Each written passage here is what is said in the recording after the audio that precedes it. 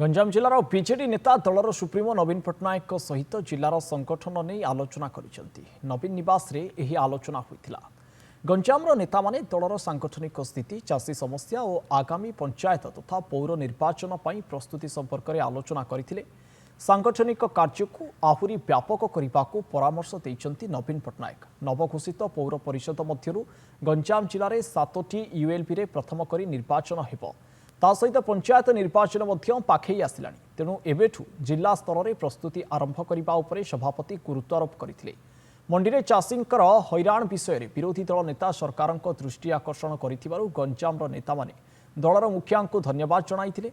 ए बैठक में नवनियुक्त कार्यकारी सभापति पूर्णचंद्र स्वाई और श्री भगवान प्रतिहारी, चंद्रशेखर साहू, ब्रह्मपुर मेयर संघमित्रा दलई, भृगु बक्षीपात्र, रमेश चंद्र च्याऊ पट्टनायक, श्रीकांत साहू और रंजिता साहू समेत गंजाम जिलार 13टी विधानसभा निर्वाचन मंडलीर नेता उपस्थित थिले।